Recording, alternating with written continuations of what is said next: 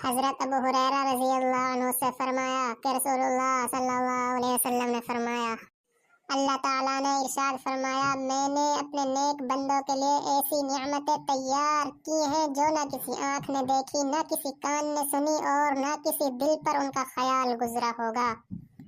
اور تم چاہو تو اجتہاد کے لیے آیت کریمہ پڑھ لو، فلا تعلم نفس ما اخفی لهم من قرۃ اعین۔ سو کسی کو علم نہیں جو سامان آنکھوں کی ٹھنڈک کا ان کے لیے خزانہ غیب میں مخفی ہے۔ یعنی جنت میں ایسی نعمتیں ہوں گی جن کو کسی آنکھ نے نہ دیکھا ہوگا، نہ اس کے وصف کے بارے میں کسی کان نے سنا ہوگا، اور نہ ہی اس کی ماہیت کا کسی دل پر گزر ہوا ہوگا۔ یہ بھی ہو سکتا ہے کہ مراد ہو کہ ایسی خوبصورتیں ہوں گی جو کسی نہ آنکھ نے دیکھی ہوگی، اور ایسی پیاری آوازیں ہوں گی جو کسی کان نے نہ سنی ہوں گی، اور ایسے دل خوش کرنے والے خیالات اور اسباب ہوں گے جن کا کسی دل پر گزر نہ ہوگا، جن کا کسی دل پر گزر نہ ہوگا۔ وہاں ایسی خوش سرور اور مقصود مطلوب حاصل کریں گے، فرحت ہوگی جو آنکھوں کی ٹھنڈک کا سبب بنے گی۔ انہی سے مروی ہے کہ رسول اللہ صلی اللہ علیہ وسلم نے فرمایا، جنت میں ایک کوڑے کے برابر جگہ دنیا اور جو کچھ اس میں ہے سب سے بہتر ہے، اس کے لیے وہ ابدی دائمی ہے۔ دنیا اگر کسی کو ساری بھی مل جائے تب بھی وقتی فانی ہے۔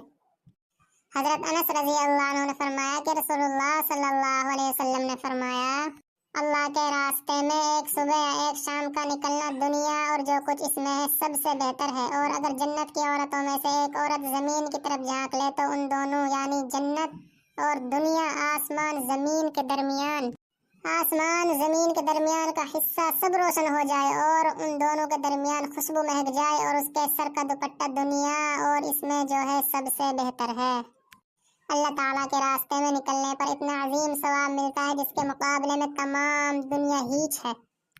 جنت کی عورتیں ایسی خوبصورت ہوں گی کہ ان کے اوپر تو سارا جہان روشن ہو جائے، جن کے جسم کی خوشبو اور دوپٹے کا یہ حال ہے، خود وہ کس قدر حسین ہوں گی اس کا اس دنیا میں اندازہ نہیں ہو سکتا۔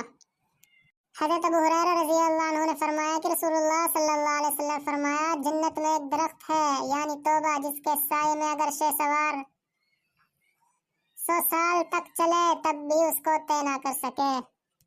اور جنت میں تم میں سے ایک شخص کے ایک کمان کے برابر کا فاصلہ اس سب سے بہتر ہے جس پر سورج نکلا یا غروب ہو۔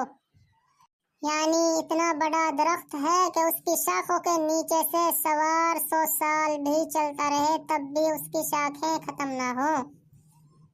سایہ سے دنیا والا سایہ مراد نہیں ہے، اس لیے کہ وہاں سورج نہ ہوگا۔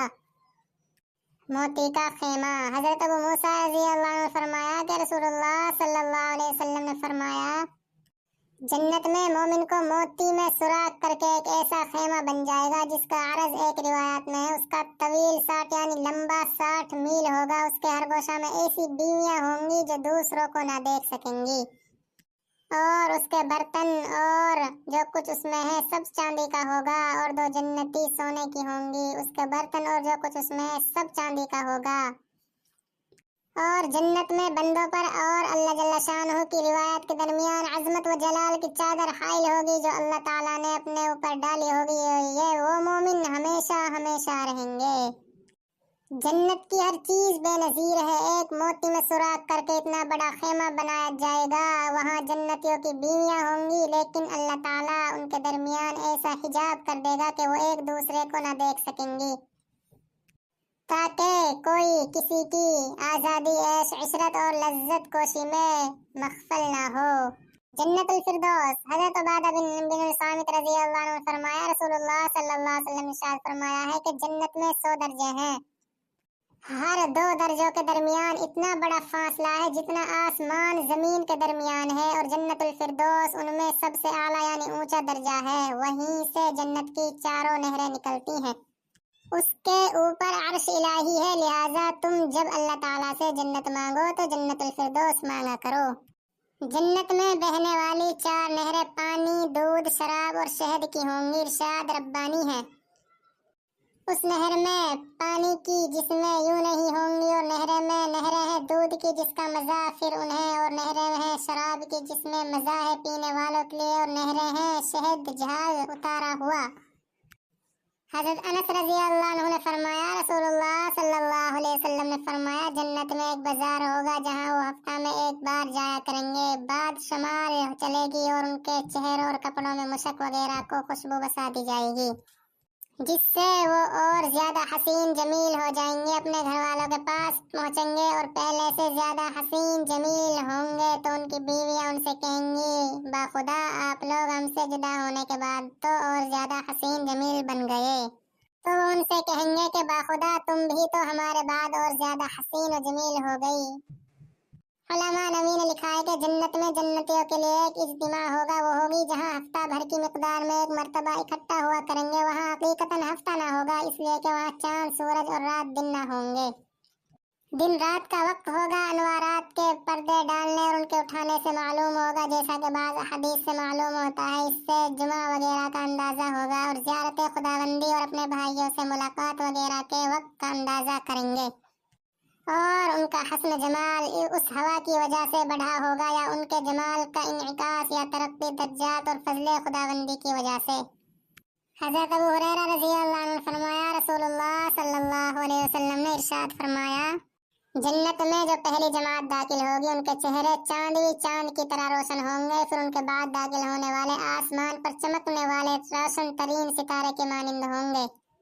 उन सब के दिल एक आदमी के दिल की तरह होंगे, न उनमें इख्तिलाफ होगा न बुग़्ज़ होगा। उनमें से हर शख्स को दो बड़ी बड़ी आंखों वाली हूरें मिलेंगी, जिनकी पिंडलियों का गूदा लिताकत की वजह से हड्डी और गोश्त के बाहर से नजर आ रहा होगा। जन्नती सुबह शाम अल्लाह जल्ला शानहू की पाकी बयान करेंगे, न बीमार होंगे, न पेशाब की हाजत होगी, न पाखाना की हाजत होगी, न थूकने की, और न नाक से रेजिश आएगी। उनके बर्तन सोने चांदी के होंगे, उनकी कंगियां सोने की होंगी, उनकी अंगूठी का ईंधन इवद का होगा, उनका पसीना मुशक के पसीने की तरह खुशबूदार होगा। वो सब हम उम्र एक जैसे होंगे, अपने जुदा मजद हजरत आदम अलैहिस्सलाम की शक्ल पर आसमान में 60 हाथ के बराबर होंगे। हूर उस गोरी औरत को कहते हैं जिसकी आंखों का सफेद हिस्सा निहायत सफेद और स्याह हिस्सा निहायत स्याह हो, और अगर ऐसी कैफियत के साथ आंखें भी बड़ी बड़ी हों तो हसन और दोबाला हो जाता है। हर मोमिन को इस तरह की 2 बीवियां मिलेंगी, और इसके अलावा दूसरी तरह की और बीवियां भी होंगी। बाद हजरात ने कहा है कि हर नौ और हर किस्म की 2 मिलेंगी।